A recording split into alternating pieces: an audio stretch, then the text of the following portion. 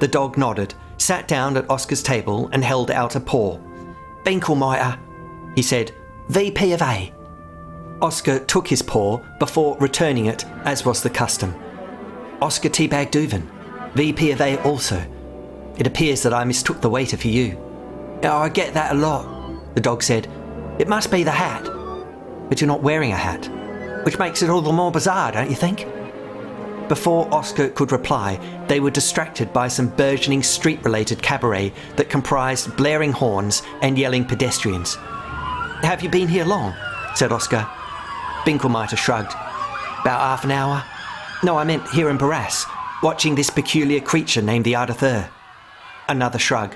"Well, quite a bit longer then, yes. Definitely before last Thursday. I remember that because I had to return a library book." The cabaret was in full swing when it passed and involved a veritable swathe of traffic arguing with a small army of pedestrians. "It must be an extraordinary place to live," Oscar said, his voice raised. "Very exciting, I should think." "Well, if one likes this sort of thing," yelled Binklemitre. "But I much prefer Asquith. There's less sun for a start, and umbrellas are legal." The veritable swathe coalesced into a sort of badly choreographed musical with a libretto composed entirely of profanity. "Tell me what you know of this Arthur creature," Oscar said. More shrugs from the dog. "Well, that's the problem. Not a lot. Or more specifically, nothing at all. He has a routine that involves going out for a stroll in the evening and then going back home again." He stopped when their hot fins arrived. "And that's it?" said Oscar, sipping his and retching at its lumps. "There's nothing more you know of him?" Binklemitre frowned in thought. "He breathes air, at least I presume he does. In fact, anything else I can offer is also presumption." "Well, like what exactly?" He eats food. He has carpet." "What, he eats carpet?" "No, he has carpet. In his house, presumably." After some slow blinks, Oscar said, "Right. Anything else?" "Presumption-wise? Well, ideally not." Another frown. "Well, he has at least one lavatory." The frown deepened. "Unless that's why he goes out for a stroll." "Binklemitre, even I could come up with those things." "Yeah, that's the marvellous thing about presumptions. They're so presumptuous. Mind you, when the catacombs informed me that another Velvet Paw was coming to Barras, I was worried about having so little to offer, which is where the presumptions come in.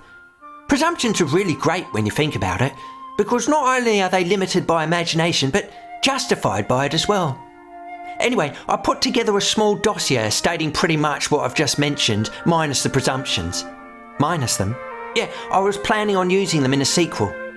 "A sequel?" It was not asked as a question. "Yeah, you know, if the dossier did particularly well." "Right, look, Binklemitre, do you have it here?" "Not really. It's more of a draft at the moment." "But you just said you'd already put it together." A frown. "What, a sequel?" No, the dossier." "Oh, yeah, sorry. I was being presumptuous. May I see it?" A small piece of crumpled paper was retrieved and offered.